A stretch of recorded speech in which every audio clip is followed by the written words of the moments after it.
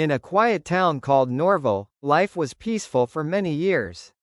People from different cultures lived together like one big family. But as time passed, small misunderstandings began to grow. A comment on social media turned into a heated argument. That argument became a fight between two groups. Neighbors stopped greeting each other. Children no longer played in the streets. The town that once felt like home now felt divided.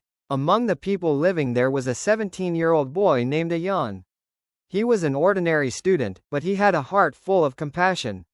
Every day he watched the growing tension around him and felt a deep sadness. One evening, while walking home, he saw two groups shouting at each other in the town square. He stood there quietly and thought, how did we become so distant? Why are we fighting when we all want the same thing, peace? That night Ayan made a decision. He didn't have power, he didn't have money, but he had something more important, the courage to try. The next day he gathered a few of his closest friends and said, we can't wait for someone else to fix our community. We have to do it ourselves. His friends agreed, and together they formed a small group they named Youth for Peace. Their first step was simple, listening. They went house to house, meeting people, asking them how they felt and what worried them. At first, people were surprised to see a group of teenagers asking such thoughtful questions. But slowly, they opened up. Many realized that their anger was built on misunderstandings, not real issues. Ayan and his friends listened patiently, helping people understand each other's feelings. It was a small action, but it started healing the community. Then Ayan used something he knew well, social media. Instead of joining online fights, he posted positive messages about the town. He shared stories of kindness, photos of neighbors helping one another, and memories of the festivals they once celebrated together. Within days, his posts began spreading. Other young people joined him, sharing their own positive messages. Slowly, the negativity online began to fade. Social media, once a source of conflict, started becoming a tool for unity. Ayan didn't stop there. He planned a community gathering called Peace Day.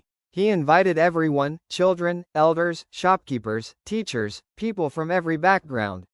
At first, the turnout seemed small, but as the event went on, more people arrived. There was music, food, games, and open conversations. Families who hadn't spoken in months sat together. Old friends reconnected. Children laughed and played like they used to. The walls between people slowly melted away. By evening, Norval felt different. It felt alive again. It felt peaceful. And everyone knew that this change began with the courage of a few young people who believed in unity. In the weeks that followed, the town transformed. Arguments reduced, misunderstandings cleared, and people began helping one another again. Ayan never claimed to be a hero. He always said, peace doesn't come from loud voices or big positions. It comes from small actions done with a big heart. His story spread far beyond Norval. People from nearby towns invited him to share his experience. Many other young people were inspired to start similar peace groups in their own communities. What began as one teenager's dream became a movement led by youth everywhere. The message of Ayan's journey is simple but powerful. Youth have the ability to build peace.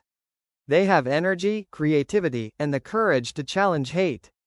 Peace doesn't start with governments or leaders alone.